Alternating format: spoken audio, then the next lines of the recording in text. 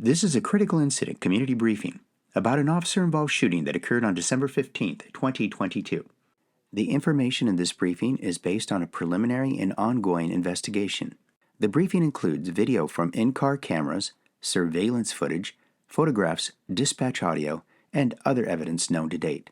The shooting is the subject of 3 separate and independent investigations. The Santa Barbara County Sheriff's Department will conduct an investigation into the actions of the suspect and the officer. Once completed, the investigation will be submitted to the Santa Barbara County District Attorney's Office for review. The Santa Maria Police Department will also review the incident to evaluate and determine if the actions of the officer adhere to the department's policies and procedures. No conclusions will be made until all the facts are known and the investigations are completed.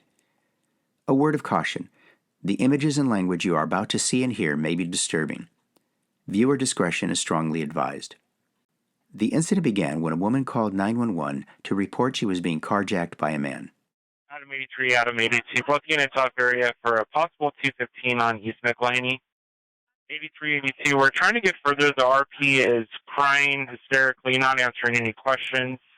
The RP said something about a gun and the subject's possibly trying to take her vehicle. We're trying to get further. A short time later, a patrol officer spotted the car near the intersection of Cook and College. A pursuit ensued.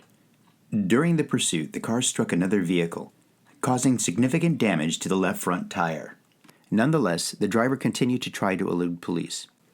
A short distance away, the man hit a second vehicle as it crashed at the corner of Cook and Railroad. Westbound.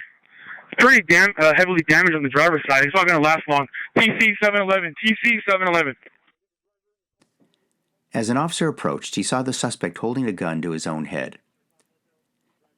A few moments later, the suspect climbed through the driver's window with the gun still pointed at his own head. When he lowered the weapon from his head, an officer-involved shooting occurred.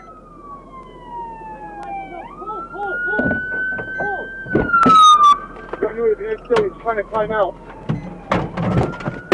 He's climbing out now. We have to go to his head still.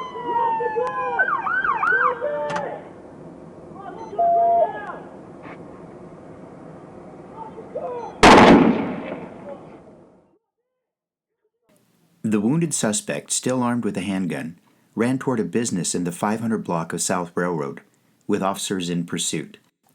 At a nearby business, the suspect put a handgun to the neck of an employee, but the employee disarmed him. The victim then ran out of the business while the suspect attempted to hide inside the building. Hey! Officers surrounded the business and were able to arrest the man after he crawled out and complied with their instructions. Officers immediately began to render medical aid. The man was identified as 24-year-old Francisco Solano Gomez. He was charged with carjacking, false imprisonment, assault with a deadly weapon, and burglary. At the time of his arrest, Gomez had an outstanding warrant for his arrest. Gomez was hospitalized and underwent surgery. He was released from the hospital 2 days later and taken into custody at the Santa Barbara County Jail. Police recovered from the scene what later turned out to be a pellet gun. Our understanding of the facts and circumstances may change as additional information becomes known. As this incident shows, police officers must react to unpredictable and potentially dangerous circumstances in fractions of a second. It's tragic whenever there is an officer-involved shooting, for the families of those involved, for the officers, and for the police department. For information about our policies and procedures, please visit our website. Thank you for watching this critical incident community briefing.